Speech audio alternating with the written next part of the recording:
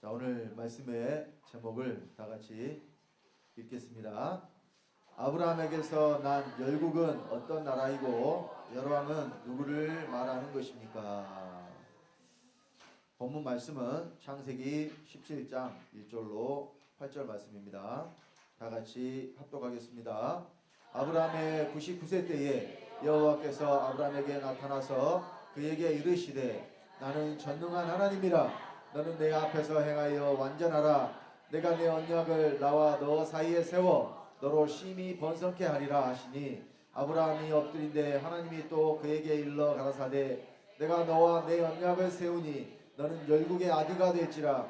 이제 후로는 내 이름을 아브라함이라 하지 아니하고 아브라함이라 하리니 이는 내가 너로 열국의 아비가 되게 함이니라. 내가 너로 심히 번성케 하리니 나라들이 내게로 쫓아 일어나며 열왕이 내게로 쫓아나리라. 내가 내 언약을 나와 너와 내 대대 후손의 사이에 세워서 영원한 언약을 삼고 너와 내 후손의 하나님이 되리라. 내가 너와 내 후손에게 너의 우구하는 이 땅 곧 가나안 일경으로 주어 영원한 기업이 되게 하고 나는 그들의 하나님이 되리라. 아멘. 하나님께서 아브라함을 불러서 그와 언약을 세우신 것에 대해서 기록이 되어 있습니다. 오늘 이 언약하신 말씀 중에 아브라함을 아브라함이라고 이름을 바꿔주시고 너는 열국의 아비가 될지라 이와 같이 말씀을 하셨고 또 열왕이 네게로 쫓아나리라 말씀을 하셨습니다. 그럼 열국이라고 했으니까 자, 이 열국이 뭘 말하는 것이냐? 이 열자가 줄 열자 또는 버릴 열자 이렇게 돼 있어요, 한자로. 그러면 어떨 때 줄을 섭니까? 줄을 어떨 때 서요? 그렇죠. 기본적으로 사람이 많아야죠. 그러니까 장사가 잘 되는 뭐 그런 맛집이라 그러죠. 요즘에 식당. 그 제가 기사를 봤는데요. 자, 도대체 얼마나 맛있길래 그 정도일까? 뭐 무슨 그 돈가스 집이라 그래요. 그 뭐 백종원의 골목당 거기 나왔다는데, 저는 이제 그런 걸 잘 안 봅니다. 왜냐하면 보면 먹고 싶어지니까. 그래서 별로 먹는 그 프로그램을 별로 좋아하지 않아요. 왜냐하면 눈으로 봐서는 만족할 수가 없잖아요. 실제로 내가 가서 먹어야 되는데 그럴 수가 없으니까. 그래서 저는 별로 안 좋아하는 편입니다. 근데 이제 기사를 통해서 봤어요. 근데요, 그 식당이 12시에 문을 여는데 사람들이 몇 시에 나와서 기다리느냐? 몇 시에 나와서 기다릴 것 같아요? 새벽에 나왔습니다. 새벽에 나와서. 근데 이 번호표를 언제 나왔냐면 8시 반인가? 나와가지고 그러니까 번호표를 그 번호표를 받으려고 새벽에 나오는 거예요. 그때 밥을 주는 게 아니에요. 번호표를 받고 받으면 이제 돌아가는 거예요. 그리고 나서 그 번호표를 가지고 와야 밥을 먹을 수가 있어요. 그러니까 밥 먹으려고 새벽에 줄 서서 그러니까 사람이 많으면은 줄을 서요? 저도 그 이제 그 인천에 아들이 있으니까 그 짐을 이제 기숙사 2학기 때 이제 이렇게 그 넣어주려고 올라갔는데 그때 이제 그 뭐 인천에 무슨 시장 안에 그 청년들 뭐 이렇게 하는 그 뭐 식당이 있다고 그래서 뭐 이제 소문 듣고 한번 구경이라도 해보려고 한번 맛이라도 보려고 갔더니 먹었겠어요? 못 먹었겠어요? 못 먹어요? 못 먹어. 왜? 사람들이 아주 말도 못해 가면 TV 한번 나왔다 그러면 그래서 저는 그런 데를 싫어해요. 그러니까 아무리 맛있어도 줄 서서 먹는 것은 저하고 안 맞아요.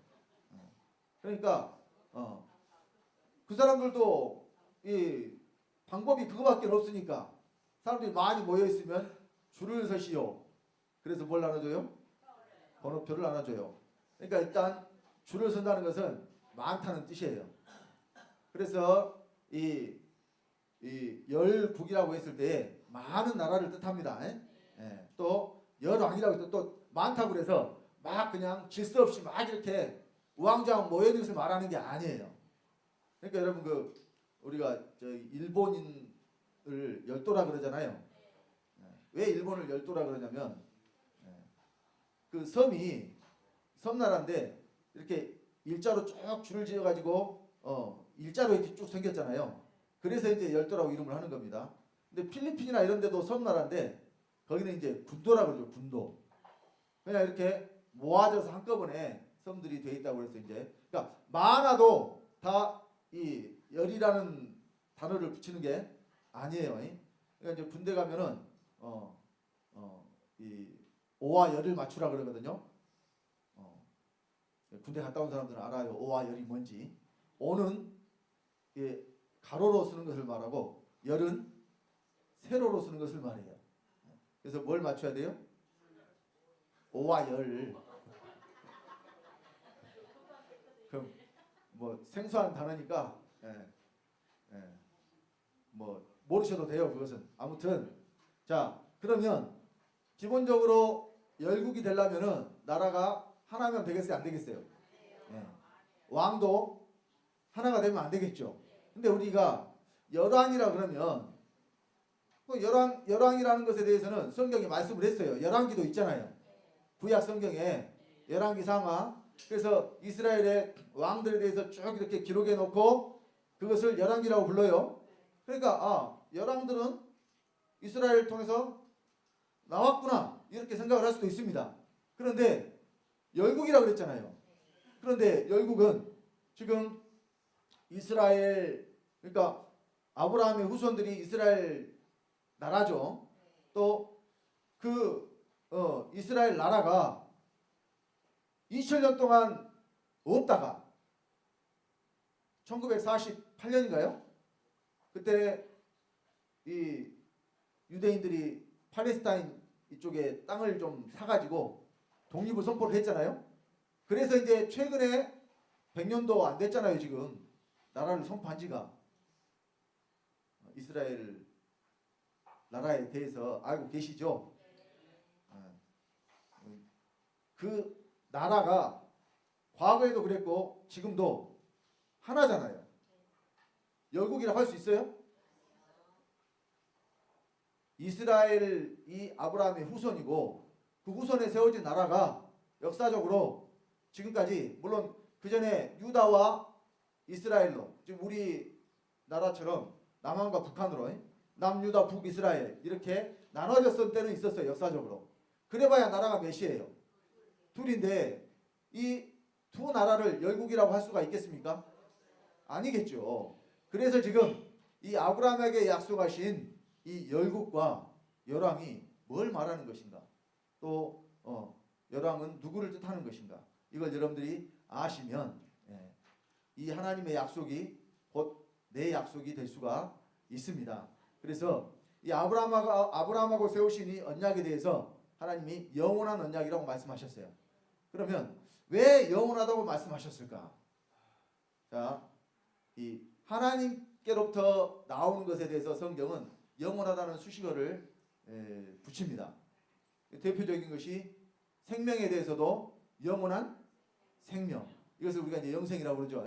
또 우리에게 기업을 주시면서도 그 기업에 대해서 영원한 기업. 또 나라에 대해서도 영원한 나라. 또 우리가 가서 살 그 초소에 대해서도 영원한 초소. 이렇게 말씀을 합니다. 또 영원한 것이 그것뿐만이 아니라 불에 들어가는 것도 영원한 불이라고 말씀한 곳이 있고 또 영원한 멸망이라고 말씀한 곳이 있어요. 또 반대로 영원한 영광이라고 말씀한 곳이 있고 그러니까 하나님이 말씀하신 것들에 대해서 영원하다는 수식어가 이렇게 붙어있는 말씀들이 여러 군데 나옵니다. 그러면 오늘은 이 영원한 언약에 대해서 좀 자세하게 살펴볼 예정입니다. 자, 그래서 하나님께서 아브라함하고 세운 언약을 내 언약이라고 말씀하셨는데 이 언약을 영원한 언약이라고 말씀하셨기 때문에 그 이유는 뭐냐면은 아브라함과 하신 약속이 아브라함에게만 지켜지는 것이 아니라 아브라함과 그 후손까지도 계속해서 지켜진다는 의미입니다. 자, 17장 7절 말씀을 다시 보면 내가 내 언약을 나와 너와 내 대대 후손의 사이에 세워서 이 언약이 아브라함으로 끝나요. 대대 후손까지 이어져요. 대대 후손까지 이어지죠. 그래서 이 언약이 영원한 언약이 돼서 내가 너와 내 후손의 하나님이 되리라. 그러니까 여러분 하나님이 모든 사람의 하나님은 아니에요. 또 하나님 아버지가 모든 사람의 아버지는 아닙니다.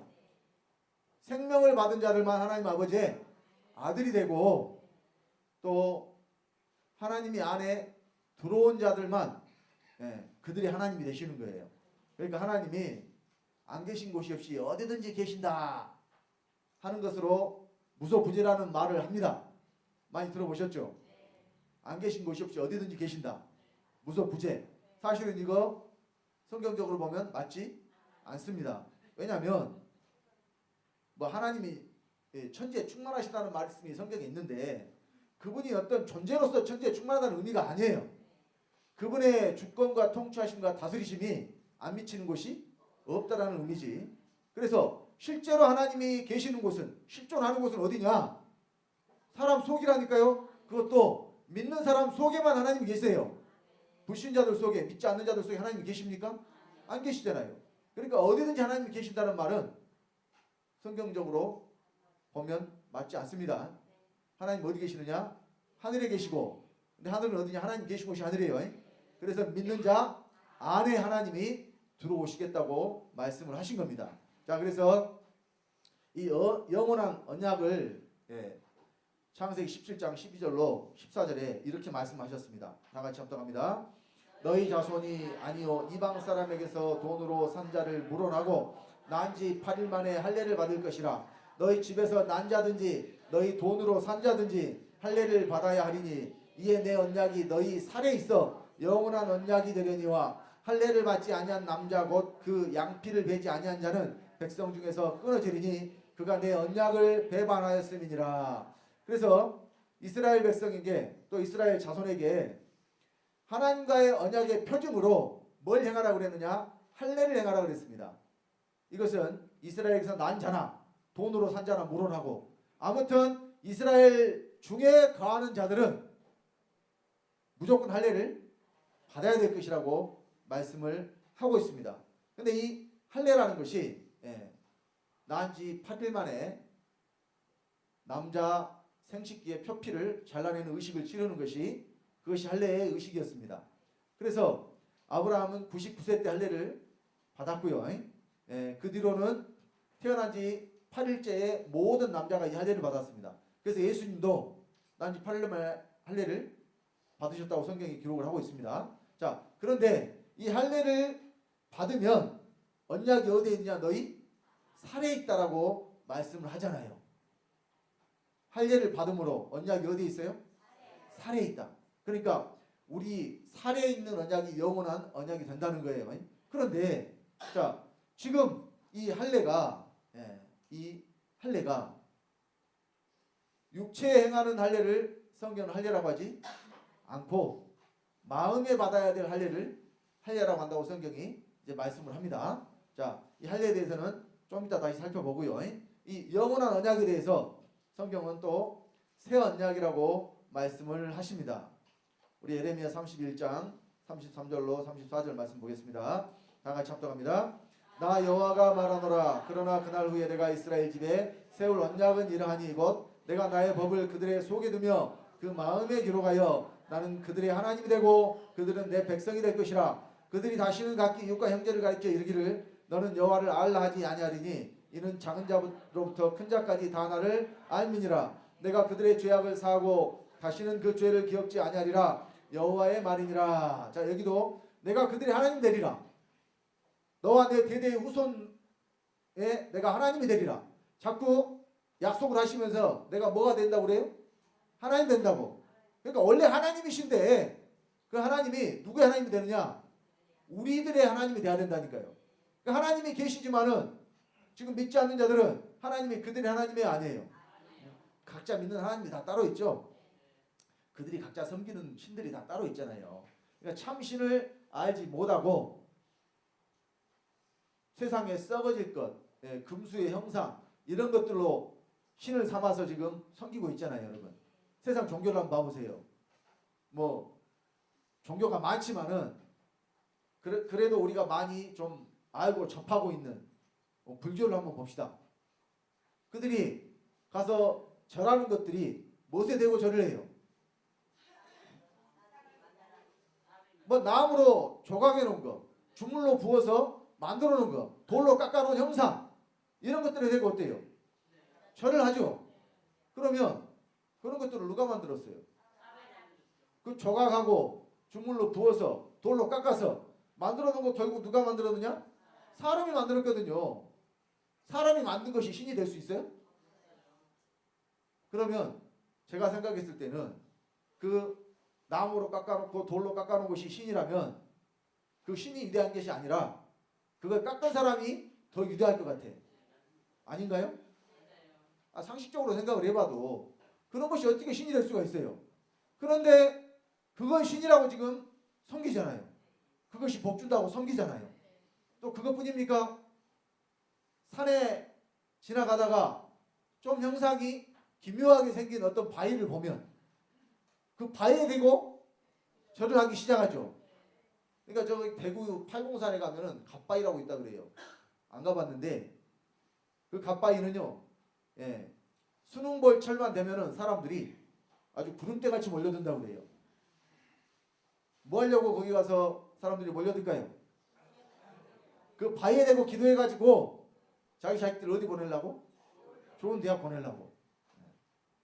사실 기독교도요, 또 그런 것에 대해서는 또 하나님한테 기도해가지고 그냥 어떤 기도의 힘으로 안 되는 것을 되게 하려고 하는 사람들이 있는데 성경에 여러분 그런 거 하지 마라 그랬습니다. 잘못 복음이 전해지니까 세상 종교와 똑같이 그런 일들을 하는 거예요.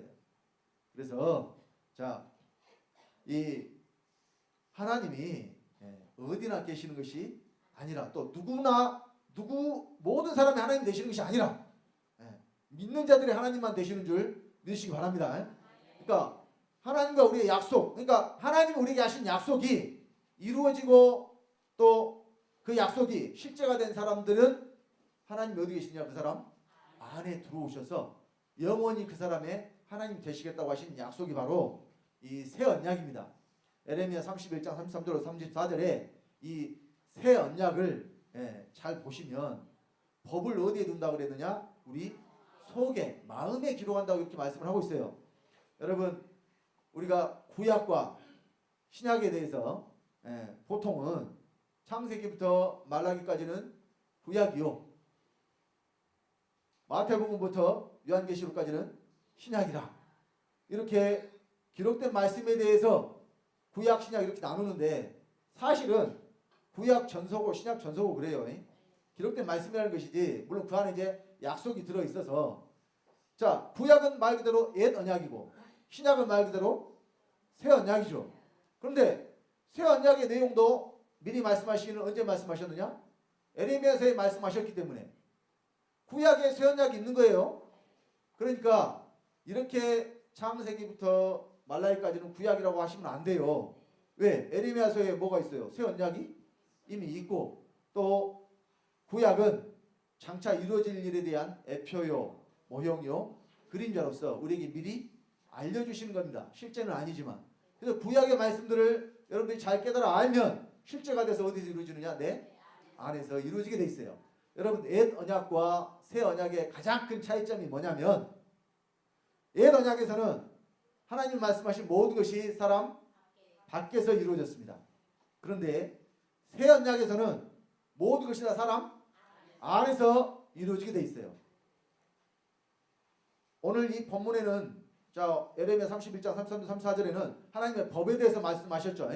그러니까 옛 언약은 바로 모세를 통해서 주신 율법. 무엇에 새겨졌어요? 돌에 새겨졌죠. 그러니까 사람 밖에 새겨진 이 율법에 대해서 옛 언약이라고 말씀을 했습니다. 그런데 이제는 이 하나님의 법을 어디에 새겨요? 사람 속에. 고린도서 3장 3절에 보면 우리 육의 신비에, 육체 안에 마음이 있는데 그 마음 비석에 하나님의 말씀을 기록한다고 되어 있습니다. 자, 그리고 하나님이 구약에는 옛 언약 안에서는 사람 속에 들어오실 수가 없었잖아요. 하나님도 어디 계셨어요? 사람 밖에 계셨잖아요. 근데 이제는 새 언약으로는 하나님이 어디에 들어오시는 거예요? 믿는 자 안으로 들어오시잖아요. 그래서 빌립보서 2장 13절에 뭐라고 말씀하셨어요? 너희 안에서 행하시는 이는 하나님이시니. 그러니까 진짜 하나님이 우리 하나님이 되려면 하나님이 어디서 역사하셔야 돼요? 내 안에서. 하나님 어디 계셔야 돼요? 믿는 자 안에 계시는 하나님이 내 하나님이에요. 또 성전도 밖에 있었잖아요. 건물을 성전이라고 했죠. 옛 언약에서는. 그런데 새 언약에서는 성전이 어디가 성전이에요? 믿는 자 안이 성전이고 믿는 자의 몸이 성전이 된다고 말씀을 하고 있습니다. 그래서 옛 언약과 새 언약의 가장 큰 차이점은 내 안에서 이루어지느냐 내 밖에 있느냐. 그러니까 지금 시대는 새 언약의 시대이지만 여전히 하나님의 말씀이 자기 밖에 있다고 생각하는 사람들은 여전히 옛 언약 안에서 살고 있는 것과 똑같아요. 지금 시대가 신약이라고 해서 신약 안에 들어가는 게 아닙니다. 새 언약 안에 들어가는 게 아니에요. 하나님의 말씀이 이루어진 사람만 새 언약을 받은 사람이고 그 사람이 말씀이 이루어진 사람인 줄 믿으시기 바랍니다. 그래서 자, 이 약속을 아브라함에게 하신 것이 아니라 내 대대 후손과 내가 언약을 맺어서 내가 그들의 하나님이 되리라 이렇게 말씀하셨는데, 자 갈라디아 3장에 보면은 사도 바울을 통해서 이렇게 말씀을 하고 있습니다. 다 같이 합독하겠습니다. 형제들아 사람의 예대로 말하노니 사람의 언약이라도 정한 후에는 아무나 폐하거나 당하거나 하지 못하느니라. 이 약속들은 아브라함과 그 자손에게 말씀하신 것인데 여럿을 가리켜 그 자손들이라 하지 아니하시고 오직 하나를 가리켜 내 자손이라 하셨으니 곧 그리스도라. 자, 약속을 아브라함과 그 자손에게, 아브라함에게 하신 것이 아니에요. 아브라함과 그 자손에게 말씀하셨는데 그 약속이 뭐냐? 여럿을 가리켜 그 자손들이라 하지 아니하시고 오직 하나를 가리켜 네 자손이라 하셨으니 곧 그리스도라. 그리스도가 아브라함과 자손의 자손이 된대요. 말씀을 잘 보세요. 이게 약속입니다. 하나님의 약속이 아브라함과 그 자손의 자손이 여럿이 있는 게 아니라 오직 누구만? 하나만 자손인데 그 자손이 누구냐? 그리스도. 여러분 이 말씀대로 하자면 그리스도가 우리의 뭐가 돼요? 그리스도가 우리의 뭐가 돼요? 이 말씀대로 그리스도가 하나님이신데 이 말씀대로 해보면 어떻게 돼요? 오직 하나를 가리켜 네 자손이라. 그러니까 아브라함의 자손만 된다 그래요. 아브라함의 자손의 자손이에요. 아브라함의 자손의 자손이고 그리스도라고 그러잖아요. 그러니까 아브라함의 자손들은 누구를 자손으로 둬야 되느냐? 그리스도를 자손으로 둬야죠. 그리스도를 자손으로 두려면 어떻게 돼요? 그리스도를 낳아야 되겠죠. 하나님의 약속은 믿는 자들에게 그리스도를 낳으라고 말씀하신 거라니까요. 그리스도가 네 자손이 되라고 말씀하신 거예요. 어떻게 그리스도가 우리 자손이 되느냐? 그리고 우리가 그리스도를 낳으면 그리스도가 우리 자손이 돼요. 여러분 이런 소리는 참 여기 주한교회에서만 들을 수 있는 소리예요. 성경에 있는데도 전하지를 않는다니까요. 어떻게 우리가 그리스도를 낳냐 그래요. 그리스도가 뭔지를 모르니까. 여러분 여기 그리스도는 아버지가 우리에게 주시는 생명이에요. 그리스도는 생명이라서 처음 구원받을 때도 그리스도가 어디에 들어오시고 내 안에 들어오시고, 처음 구원받을 때 그리스도가 내 안에 들어오셔요. 만약 그리스도께서 너희 안에 계시면 너희 몸은 죄로 인하여 죽은 것이나 영은 은을 인하여 사은 것이니라. 로마서 8장 10절에 그리스도가 우리 영에 들어오시니까 우리가 살아나잖아요. 뭘 주셨다는 이야기예요? 의를 줬다는 이야기고, 이 의는 생명의 속성입니다. 하나님의 의를 그리스도로 말미암아 우리에게 주셨다는 거예요. 그리스도가 우리의 생명으로 오셨다는 이야기예요. 근데 생명을 받았으니까 이제 어떻게 하라는 이야기냐? 그 생명을 또 우리가 내놔야 된다는 이야기예요. 그러니까 여기서 우리가 그리스도를 낳는다는 것은 실제로 이 여자가 아이를 잉태해가지고 그 출산하는 것을 말하는 게 아니라 우리 몸을 통하여 그리스도가 나타나는 것에 대해서 성경이 말씀을 하고 있는 것입니다. 자, 잉태했다고 했을 때 안에 요즘에는 이제 초음파로 보니까 알지만 처음에 잉태할 때는 했는지 안 했는지 알 수가 없죠. 전혀 표시도 나지 않잖아요. 그래서 자, 속에 이 생명이 잉태한 것이 처음에는 모르지만 시간이 지나면 어떻게 해요? 배가 불러오죠. 네. 그러고 나면 사람들이 다 알게 돼요. 잉태했구나. 몸을 통해서 안다 그 말입니다. 비유적으로. 그래서 그리스도가 우리 안에 들어오시고 또 그 그리스도가 생명인데 그 생명이신 그리스도가 내 몸에까지 나타나시는 것에 대해서 보면 알까요? 모를까요? 몸에 나타나는 것을 보면은 안단 말입니다. 왜? 생명이 내 몸을 통해서 나타나기 때문에. 자, 그래서 빌립보서 이 말씀을 확인하고 갑시다. 빌립보서 1장 20절로 21절 말씀 찾겠습니다. 빌립보서 1장 20절로 21절입니다.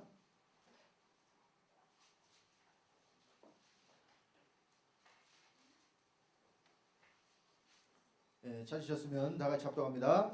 나의 간절한 기대와 소망을 따라 아무 일에든지 부끄럽지 아니하고 오직 전과 같이 이제도 온전히 담대하여 살든지 죽든지 내 몸에서 그리스도가 종기 되게 하려 하나니 이는 내게 사는 것이 그리스도니 죽는 것도 유익함이니라. 그리스도가 내 몸에서 종기된다 그러죠. 내 몸에서 그리스도가 종기된다.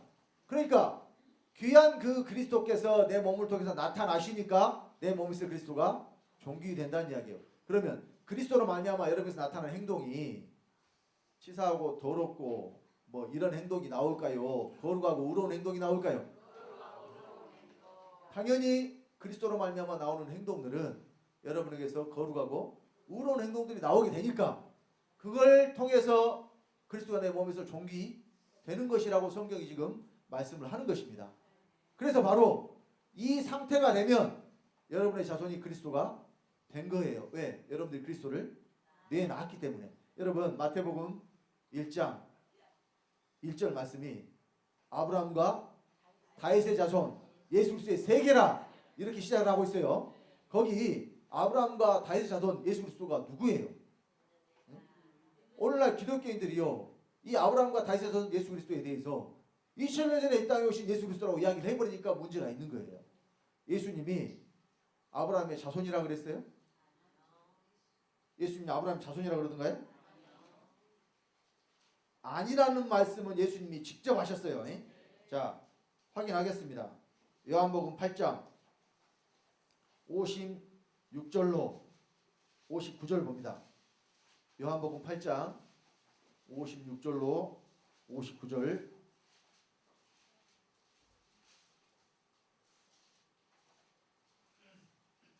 다 같이 합독합니다. 너희 조상 아브라함은 나의 때 볼 것을 즐거워하다가 보고 기뻐하였느니라. 유대인들이 가로되 네가 아직 50도 못 되었는데 아브라함을 보았느냐. 예수께서 가라사대 진실로 진실로 너에게 이르노니 아브라함이 나기 전부터 내가 있느니라 하시니 저희가 돌을 들어 치려 하거늘 예수께서 숨어 성전에서 나가십니다. 아브라함이 나기 전부터 내가 있다고 예수님 말씀하시잖아요. 아브라함이 나기 전부터 계셨던 분이 어떻게 아브라함의 자손이 되겠어요? 아브라함이 자손이라는 이야기 아니란 이야기예요. 아니란 이야기죠. 자, 또 다윗에 대해서도 봅시다. 마태복음 자 22장이죠.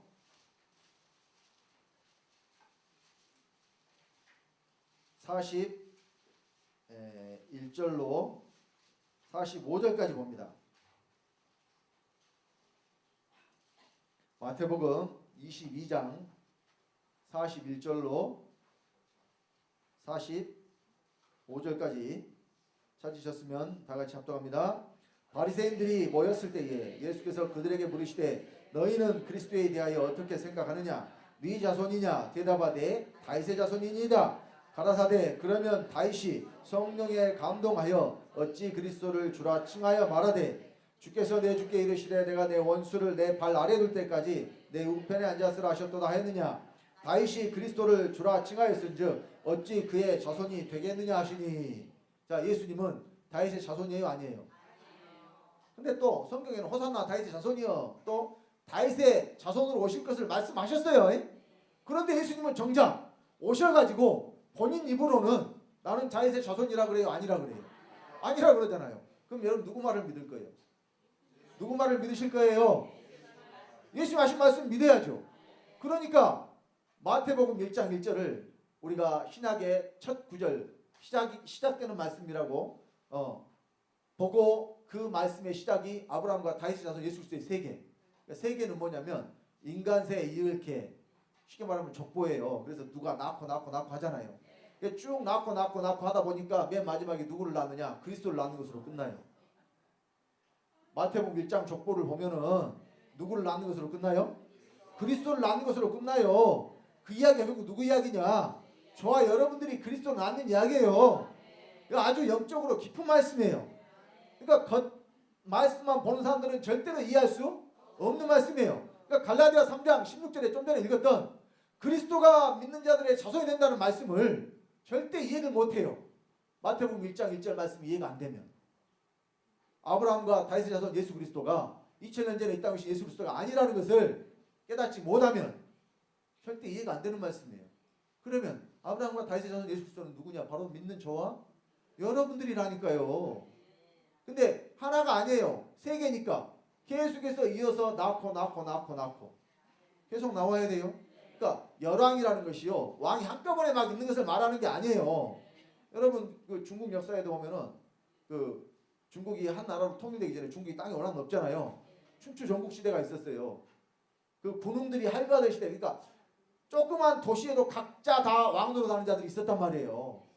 왕이 얼마나 많았겠어요. 엄청 많았겠죠. 그렇게 한꺼번에 왕들이 많이 모여있는 것을 말하는 게 아니에요. 열왕이라는 것은 계속해서 왕들이었대요. 나오는 것을 말해요. 이어서 계속해서 왕들이 줄 서서 나오는 것을 말해요. 그래서 자, 여기 이 아브라함의 약속은 믿는 자들이 주 예수들 되는 것이 아브라함의 약속이라니까요. 우리가 바로 아브라함과 다윗의 손 예수 그리스도예요. 이것이 새 언약이 이루어진 사람입니다. 이걸 깨닫지를 못하니까. 그러니까 여러분 간단한 비유로 우리가 씨 뿌리는 비유도 성경에 있습니다만은 심은 대로 얻는다고 그러죠. 자, 하나님이 씨를 심었어요. 어디에 심었느냐? 하나님의 밭에 심었죠. 하나님의 밭이 누구냐? 사람이에요. 그러면 사람 속에 어떤 씨를 심었느냐? 예수 그리스도라는 씨를 심었어요. 예수 그리스도가 씨예요. 그러면 열매도 뭘 거둬야 돼요? 예수 그리스도를 똑같이 열매를 거둬야 되죠. 그래서 예수 그리스도가 첫 열매라고 성경이 말씀을 하시고 고린도전서 15장 20절에 그리스도께서 이제 죽은 자 가운데서 다시 살아 잠자는 자들의 첫 열매가 되셨도다. 예수 그리스도는 이미 첫 열매가 되신 분이고, 그런데 믿는 자들에게 또 첫 열매가 되라고 말씀하시잖아요. 야고보서 1장 18절에 너희로 조물 중에 한 첫 열매가 되게 하시려고 진리의 말씀으로 우리를 낳으셨느니라. 우리는 첫 열매가 되게 하신다고 그러죠. 첫 열매가 대신 예수 그리스도로 말미암아 우리가 어떻게 돼요? 첫 열매가 돼. 예수 그리스도와 똑같은 상태가 될 것을 지금 말씀을 하시는 겁니다. 그리고 예수는 지금까지 아들로 계셔요. 그 아들은 이제 없어요. 아들이신 예수는 더 이상 계시지 않는다니까요. 왜냐하면 처음 뿌린 씨는 남아있어야 돼요. 죽어야 돼요. 죽었다는 것은 없어졌다는 거죠. 근데 그 처음 뿌린 씨가 죽으면 어떻게 되느냐? 많은 열매를 맺는다니까요. 그러니까 예수님이 요한복음 10장 24절에 하늘의 밀알의 비유를 하셨잖아요. 하늘의 밀이 땅에 떨어져 죽지 않으면 하나에 그대로 있고 죽으면 많은 열매를 맺는다 그랬는데 예수 그리스도께서 십자가에 달려 돌아가시고 하늘의 밀알이 되셨어요. 그러면 그 아들 예수는 이제는 없는 거예요.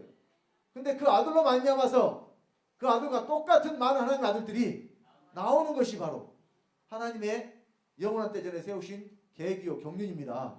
그래서 요한복음 에베소서 1장 5절에 예수 그리스도로 말미암아 자기의 아들들이 되게 하시는 것이 창세 전에 세우신 계획이에요. 어떻게 아들들 되게 하시느냐? 예수 그리스도를 믿는 자들 속에다 넣어주심으로. 예수 그리스도가 그러니까 어디 계셔야 돼요? 믿는 자 안에. 그래서 고린도후서 13장 5절을 봅시다. 뭘 믿음이라고 했는가? 고린도후서 13장 5절.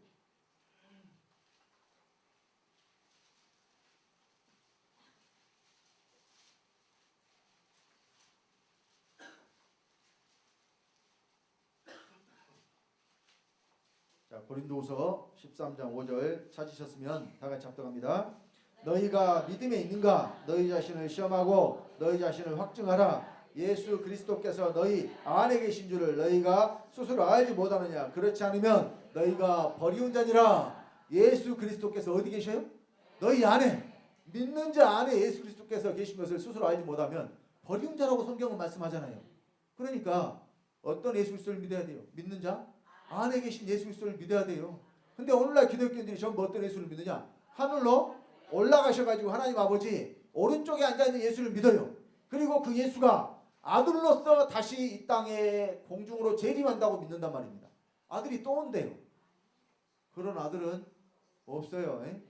공중으로, 그러니까 이 세상, 이 허공으로 오는, 공간으로 오는 예수는 없습니다. 믿는 사람 안으로 오시는 예수 그리스도만 계실 뿐이에요. 자, 그래서 이제 누가 아브라함의 아들이냐? 믿음으로 말미암은 자들이 곧 아브라함의 아들이라고 성경이 말씀을 합니다. 우리 갈라디아 3장 5절로 7절입니다. 다 같이 합독합니다. 너희에게 성령을 주시고 너희 가운데서 능력을 행하시는 이의 일이 율법의 행위에서냐 듣고 믿음에서냐? 아브라함이 하나님을 믿음에 이것을 그에게 의로 정하셨다함과 같으니라. 그런즉 믿음으로 말미암은 자들은 아브라함의 아들인 줄 알지어다. 이제는 저 이스라엘 나라 사람들이 아브라함의 아들이에요. 믿음으로 말미암은 저와 여러분들이 아브라함의 아들이에요. 성경대로 합시다.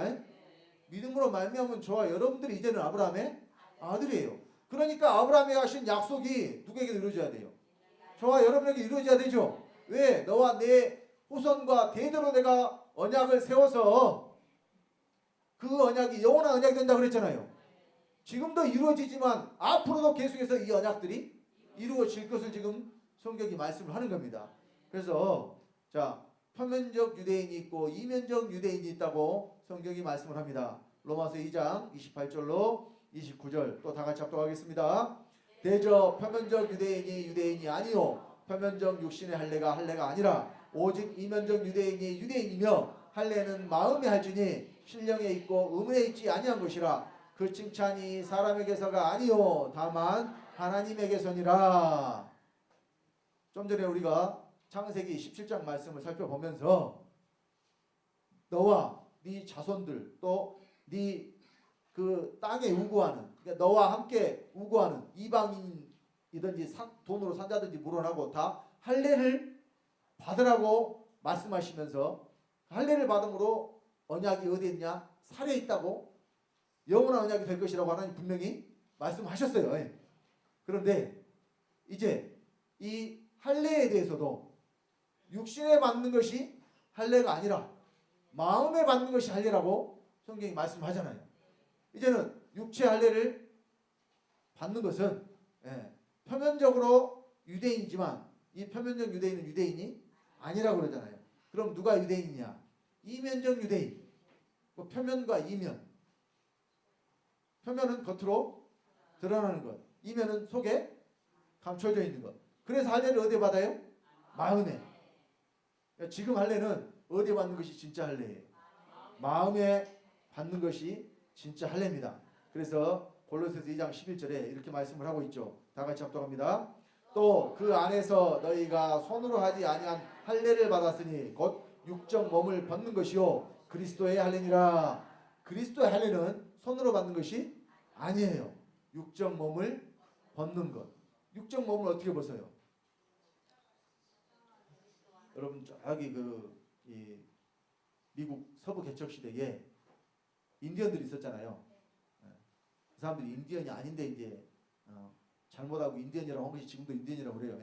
근데 그 유명한 그 인디언 족속 중에 그 아파치족이라고 들어보셨나요?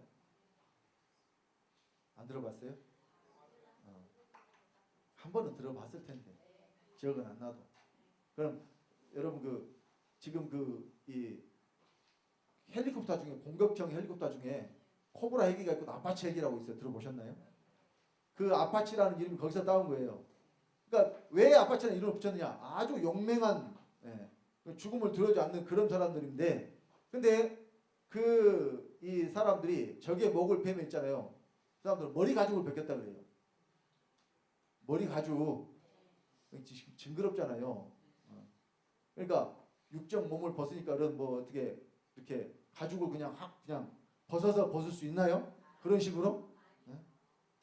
여러분 마이클 잭슨이 아주 어렸을 때는 진짜 검은 흑인이었잖아요. 그런데 나중에 세월이 한참 지나고 나니까 흑인인지 백인인지 분간이 안 가요.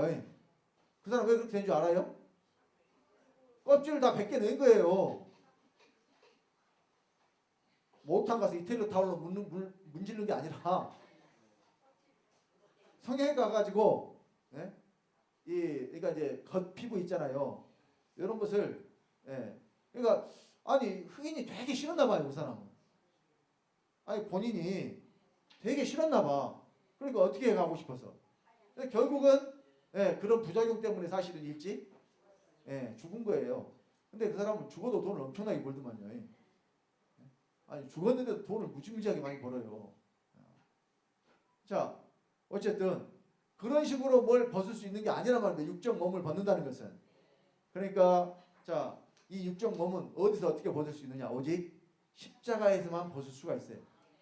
이것이 바로 그리스도의 할례입니다. 그러니까 우리가 마음에 받는 할례, 곧 옛사람이 죽는 것이 곧 할례를 마음에 받는 거예요. 우리 옛사람이 예수와 함께 십자가에 못 박힌 것은, 그러니까 로마서 6장 6절에 그랬죠. 우리 옛사람이 예수와 함께 십자가에 못 박힌 것은 죄의 몸이 멸하여 우리가 다시는 죄에게 종노릇하지 아니하려 함이니, 죄의 몸이 멸하는 것, 육적 몸을 벗는 것 다 같은 의미입니다. 같은 뜻입니다. 자, 그래서 이 육적 몸을 벗기 위해서 우리가 십자가의 예수와 함께 반드시 죽어야 되는 거예요. 그래서 누가 죄에서 벗어나느냐? 로마서 6장 7절에 이는 죽은 자가 죄에서 벗어나 의롭다 하심을 얻었음이니라. 여러분들이 의롭다 하심을 얻으려면은 먼저 죽은 자가 되어야 돼요. 죽을 때 누구와 함께 죽어요? 그리스도와 함께 죽어야 됩니다. 함께 죽으라는 말씀이 로마서 6장 3절로 4절에 있죠. 이런 말씀들은 외우시면 좋습니다. 로마서 6장 3절 4절 찾겠습니다.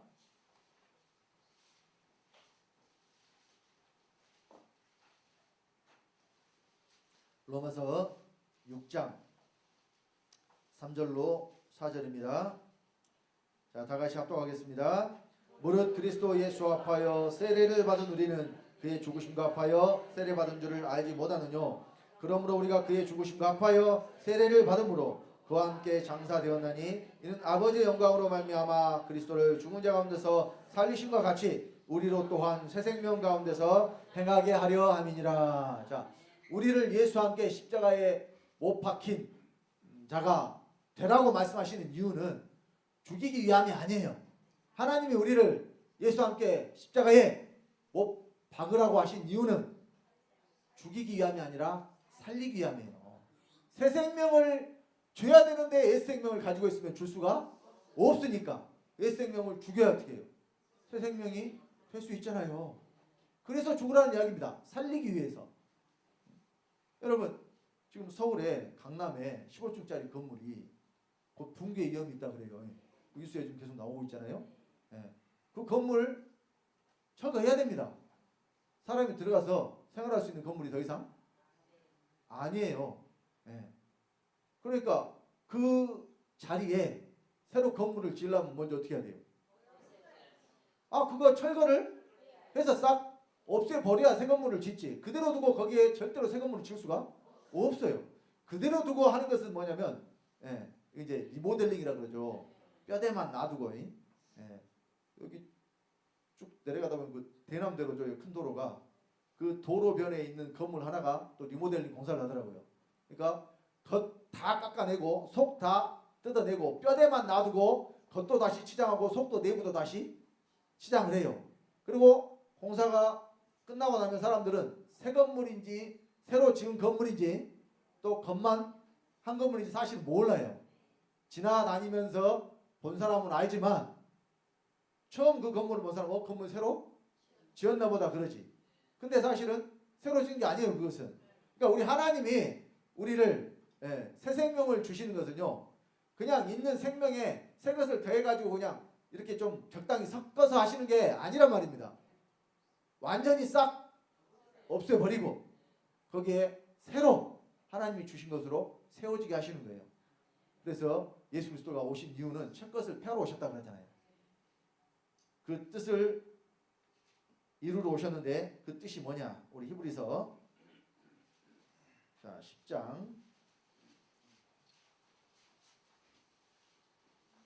9절로 10절을 보겠습니다. 히브리서 10장 9절로 10절입니다.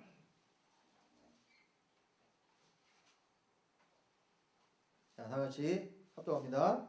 그 후에 말씀하시기를 보시옵소서 내가 하나님의 뜻을 행하러 왔나이다 하셨으니 그 첫 것을 폐하심은 둘째 것을 세우려 하심이니라. 이 뜻을 쫓아 예수 그리스도의 몸을 단번에 들이심으로 말미암아 우리가 거룩함을 얻었노라. 첫 것을 피하고 둘째 것을 세우죠. 그러면 첫 것은 아담입니다. 첫사람 아담이에요. 그럼 둘째 것은 뭐냐? 둘째 사람 예수 그리스도예요. 그러니까 첫사람 아담은 패해버려요. 완전히 멸해버려요. 그리고 뭘 세워요? 둘째 사람이신 예수 그리스도를 세우는 거예요. 그래서 우리가 뭘 얻느냐? 거룩함을 얻었노라 그러잖아요. 거룩하신 그리스도가 어디로 들어와서? 내 안으로 들어와서 내 생명이 되셨기 때문에 우리가 거룩함을 얻는다고 말씀을 하시는 겁니다. 예수 그리스도와 함께 죽은 자만 바로 거룩함을 얻을 수 있는 줄 믿으시기 바랍니다. 그래서 자, 육적 몸을 벗는 것, 예수 그리스도와 함께 내가 십자가에 죽는 것을 말하고 또 이 육신에 있는 것들을 한 번에 다 없어지지가 않기 때문에 그러니까 십자가를 한 번만 져요? 날마다 져요? 그래서 누가복음 9장 23절에 예수님께서 이렇게 말씀하셨습니다. 누구든지 나를 따라오려거든 자기를 부인하고 자기 십자가를 지고 날마다 나를 쫓을 것이니라. 예수님만 십자가가 있나요? 믿는 저와 여러분에게도 각자 십자가가 있나요? 각자 여러분 십자가를 지고 주님을 쫓아가야 됩니다. 왜? 날마다 새로워지기 위해서. 근데 누가 새로워지느냐? 죽은 자가 새로워져요. 그래서 이 유대인 또 아브라함의 아들은 이제 누가 아브라함의 아들이냐? 믿음으로 말미암으면 저와 여러분들이 곧 아브라함의 아들이고 이 아브라함의 아들들이 이제 뭐가 되느냐? 열국이 되고 열왕이 돼요. 성경을 통해서 확인합니다. 우리 요한계시록 1장 5절로 6절 말씀 다 같이 합독하겠습니다. 또 충성된 증인으로 죽은 자들 가운데서 먼저 나시고 땅의 임금들의 머리가 되신 예수 그리스도로 말미암아 은혜와 평강이 너희에게 있기를 원하노라. 우리를 사랑하사 그의 피로 우리 죄에서 우리를 해방하시고 그 아버지 하나님을 위하여 우리를 나라와 제사장으로 삼으신 그에게 영광과 능력이 세세토록 있기를 원하노라. 자, 우리를 사랑하사 그의 피로 우리를 해방하시고 믿는 자들에 대해서 다시 말씀이죠. 근데 그들을 어떻게 했느냐? 아버지 하나님을 위하여 나라와 제사장으로 삼으셨대요. 그러니까 지금 누가 나라가 돼요? 사람이 나라가 되잖아요. 사람. 그래서 예수님이 처음 공생애를 시작하시면서 하신 말씀이 회개하라 천국이 가까웠느니라. 그 전까지는 천국이 어떻다는 이야기예요? 없지는 않았죠. 있긴 있었는데 가깝기 전에는 멀리 있었다는 뜻이에요. 근데 그 멀리 있던 천국이 이제 어떻게 했어요? 예수 그리스도로 하면 가까웠어요. 그러면 여기 지금 예수님 말씀하시는 천국이 뭘 말씀하는 거예요? 곧 예수 그리스도 당신이 천국이라는 것을 우리에게 말씀하시는 거예요. 그래서 하나님의 나라가 어디 있다고 말씀하셨어요? 누가복음 17장 20절 21절에 바리새인들이 묻죠. 하나님의 나라가 어느 때 임하나이까 물어봤더니 예수님께서 말씀하시기를 하나님의 나라는 여기 있다 저기 있다 못하니 바로 너희 안에 있다고 말씀하시면서 사람 속에 하나님 나라가 이루어질 것을 말씀하셨어요. 그러면 그 나라는 어떻게 이루어져요? 그냥 가만히 있으면 하나님 나라가 되나요? 천국이신 그리스도가 사람 안에 들어오시면 그 사람 속에 하나님 나라가 이루어지는 겁니다. 곧 예수가 천국이에요. 그러니까 누가 나라가 되느냐? 구원받은 자들이 나라가 되는데 어떻게 나라가 되느냐? 하나님의 나라이신 그리스도가 어디로 들어와서? 믿는 자 안에 들어와서 그 사람이 하나님 나라가 될 것을 지금 말씀을 하고 있는 것입니다. 자, 같은 내용을 요한계시록 5장 9절로 10절에도 말씀을 하고 있습니다. 여기도 다 같이 합독하겠습니다. 새 노래를 노래하여 가로되 책을 가지시고 그 인봉을 떼기에 합당하시도다. 일찍 죽임을 당하사 각 족속과 방언과 백성과 나라 가운데서 사람들을 피로 사서 하나님께 드리시고 저희로 우리 하나님 앞에서 나라와 제사장을 삼으셨으니 저희가 땅에서 왕 노릇하리로다. 자, 여기는 나라도 말씀하시고 왕도 말씀하셨죠. 이 열국과 열왕이 여기 다 나오는 거예요 지금. 자, 하나님께 드린 사람들, 피로 사서 하나님께 드린 사람들. 그러니까 우리가 예수 그리스도의 피값으로 우리를 사신 바 됐다고 그러잖아요. 이제 우리가 누구 거라 그래요? 피값으로 사신 바 되었으니 우리가 주의 것이라 그러죠. 그래서 우리가 살아도 주를 위하여 살고 죽어도 주를 위하여 죽나니 살아 죽으나 우리가 주의 것이로다. 주의 것이 된 사람들은 피값으로 사신 바 된 사람들이에요.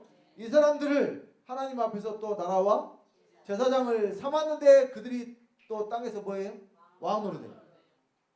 죽어서 왕으로 돼요? 땅에서 왕으로 돼요? 여기 왕으로 또 땅에서 한다고 그러잖아요. 그러니까 왕으로 지금 어디서 해야 된다는 소리예요. 여기서 지금 여러분들이 왕으로 다시 해야 된다는 이야기예요. 어떤 왕이 될 것이냐. 아브라함께 말씀하신 대로 나라도 되고 여러분들이 왕이 되어야 될 것을 지금 성경이 말씀을 하고 있는 겁니다. 자, 그래서 요한계시록 21장에 보면 하늘로부터 내려오는 거룩한 성새 예루살렘에 대해서 말씀을 하고 있는데 이걸 문자적으로 보는 사람들은요, 지금까지 어떤 해석을 했느냐, 모든 것이 다 이제 성경의 말씀들이 다 성취되고 이루어진 다음에 하늘에서 진짜 성이 내려온 것으로, 그러니까 우주선이 이렇게 하늘에 내려온 것처럼요, 거기에 기록된 어떤 성이 저 하늘로부터 이게 쭉 이렇게 내려와 가지고 그 성에 들어가는 것으로 이렇게 생각을 했단 말이에요. 그래서 사파를 그려놓은 성경이 있어요. 사파. 성경 안에 그림 그려놓은 성경, 거기에 보면은 진짜로 성이 공중에서 내려오는 그림을 그려놓은 성경이 있다니까요. 그러면 이건 물질 세계에 존재하는 어떤 성에 우리가 들어가는 것으로 이렇게 생각을 하게 돼요. 그 성경이 또 요한계시록 12장에 있는 붉은 용에 대해서 머리가 7개 달리고 뿔이 10개인 또 용을 실제로 그려놨어요. 용. 동양의 용하고 서양의 용하고 좀 다르죠. 동양의 용은 12가지 동물을 합해가지고 만들었어요. 그러니까 용코가 뭐냐면 돼지코예요. 용코 잘 보시면 코가 뭔 코요?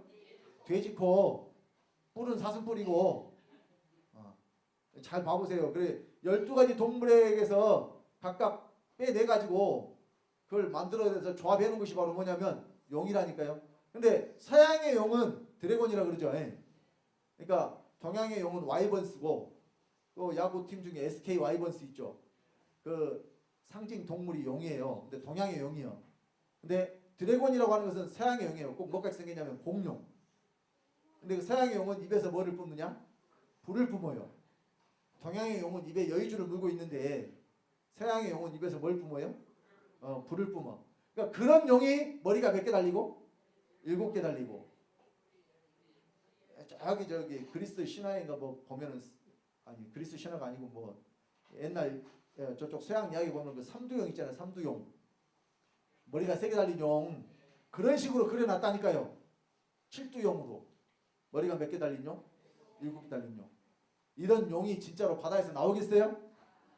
그러니까 문자적으로 이야기하는 것이 아닌데 문자적인 해석을 하니까 실제로 어떤 성이 내려온 것으로 그렇게 해놨단 말이에요. 그게 아닙니다. 자, 그래서 이 거룩한 성 새 예루살렘에 생명의 상태로 우리가 들어가는 걸 말해요. 생명의 상태. 여러분 속에 이루어진 생명의 상태로 그 성에 들어가는 거예요. 근데 그 성에 누가 들어가느냐? 자, 요한계시록 21장 23절로 27절 다 같이 합독합니다.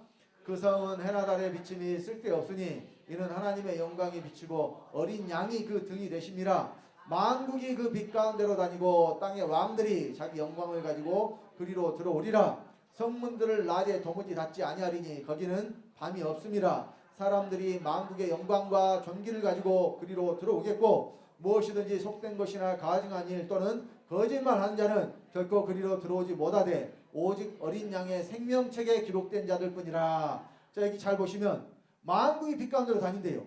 나라인데 나라가 빛 가운데로 막 다녀버린대요. 그리고 땅의 왕들이 자기 영광을 가지고 그리로 들어온대요. 거룩한 성 예루살렘에. 근데 자, 사람들이 만국의 영광과 존귀를 가지고 그리로 들어오겠고 결국 만국과 땅의 왕들이 누굴 이야기하는 거예요? 사람 이야기잖아요. 사람들이 그리로 들어온다니까요. 근데 어떤 사람들? 나라가 된 사람. 여기 만국은 모든 나라입니다. 모든 나라. 그러니까 구원받은 모든 사람들이 다 어디에 들어가냐? 거룩한 성 예루살렘에 들어갈 때에 이걸 성경은 망국이라고 그랬어요. 또 그들이 다 왕노릇 하는 자들이기 때문에 땅에서 왕노릇 하리로다 그랬잖아요. 피로사 하나님께 드린 사람들이 뭐예요? 왕노릇. 그러면 어떤 나라에서 어떤 왕노릇 하느냐? 그러니까 여러분 한 사람 한 사람 구원받은 여러분들이 바로 나라예요. 그 나라를 다스리는 왕이 또 바로 여러분들이에요. 근데 언제 왕노릇 해야 되냐? 지금 땅에서. 땅은 뭐라 그랬어요? 육체가 있는 사람. 육체가 있는 사람을 땅이라고 한다고 그랬죠. 그래서 지금 여러분들이 육체를 입고 있을 이 땅에서 왕노릇 하셔야 된다는 이야기예요. 여기서 왕노릇을 잘하면 영광이요. 자리의 영광이에요. 모대의 영광이에요. 그러니까 여러분 우리가 조선 시대에 임금들 중에서 누구를 제일 잘한 임금으로 쳐요? 세종대왕. 그러니까 대왕이란 이름은 세종 앞에만 붙는다니까요. 그럼 세종대왕이 실제로 다스릴 그때도 나는 대왕이라 그랬을까요? 그런 말 전혀 안 했는데 후손들이 알아서 대왕이라고 높여주잖아요. 왜? 뭘 보고? 한 일을 보고. 그게 바로 영광이에요. 나라를 잘 다스리면 그것이 영광입니다. 여러분들이 각자 나라가 되고 그 나라를 다스리는 왕인데 그 나라를 잘 다스려야. 그러면 나라는 법으로 다스리죠. 나라는 법으로 다스리잖아요. 그러니까 법치국가라 그러잖아요. 여러분 속에 이루어진 나라는 어떤 법으로 다스려져야 될까요? 그러면 그렇죠. 하나님의 법. 자, 새 언약이 뭐라고 그랬어요? 내 법을 너희 속에 두고. 우리 속에 두신 하나님의 법으로 그 나라가 잘 다스려질 때에 그 사람이 그 법으로 왕노릇 하면 그것이 바로 영광과 존귀가 돼요. 이걸 가지고 어디에 들어가요? 거룩한 성 예루살렘에 들어가는 것입니다. 그래서 요한계시록 11장 15절에 다 같이 합독합니다. 일곱째 천사가 나팔을 불매 하늘에 큰 음성들이 나서 가로되 세상 나라가 우리 주와 그 그리스도의 나라가 되어 그가 세세토록 왕노릇 하시리로다. 이 세상 나라가 바로 사람이에요. 이 지구상에 있는 나라들을 말하는 게 아닙니다. 여러분 한 사람 한 사람이 바로 나라가 돼요. 여러분들이 세상이에요. 그 나라를 다스리는 왕도 여러분이고. 그러니까 여러분 속이 다 이루어져요. 새 언약의 가장 중요한 것은 모든 말씀이 다 믿는 자 안에서 이루어지는 것이다. 이것이 실제입니다. 밖에 있는 것은 내 것이 아니에요. 무엇이든 여러분 안에서 다 이루어지고 여러분 안에서 다 실제가 되시기 바랍니다. 여러분 속에 있어야 돼요. 그래서 하나님 하신 모든 말씀들이 사랑하는 우리 주한교 성도님들 통해서 이루어지시고 또 여러분들이 이 땅에 살면서 하나님의 나라가 되시고 또 그 나라를 다스리는 왕들이 되셔서 또 그 나라를 잘 다스리는 훌륭한 왕들이 되셔서 영광과 존귀를 가지고 거룩한 성 예루살렘에 다 들어가시기를 예수 그리스도 이름으로 간절히 축원드립니다. 기도하겠습니다. 아버지 하나님 주님의 은혜를 감사드립니다. 아브라함에게 하신 영원한 언약이 그 대대 후손들에게 하신 언약이요. 이제는 누가 아브라함의 아들이냐? 믿음으로 말미암은 자들이 아브라함의 아들이기 때문에 이제 이 아브라함이 하신 모든 말씀들이 믿는 자들을 통해서 이루어져야 될 것이라고 이 시간 말씀 전했습니다. 이 말씀을 듣는 우리 중학교 성도님들 이 모든 말씀의 실제가 되게 하심으로 이 땅에서 하나님 나라가 되게 하시고 또 그 나라를 다스리는 왕이 되어서 우리 아버지가 약속하신 거룩한 성 새 예루살렘에 다 들어가는 자들이 되게 하시고 우리 아버지가 약속하신 모든 말씀을 이루어드리는 아버지의 거룩한 후사들 되도록 아버지 부족함이 없이 붙잡으시고 인도하여 주시옵소서. 말씀 가운데 함께 하신 주님께 감사를 드리며 주 예수님으로 말미암아 주 예수님의 생명을 받고 주 예수가 된 하나님의 아들 주성대 목사가 축복하며 기도드렸습니다. 아멘.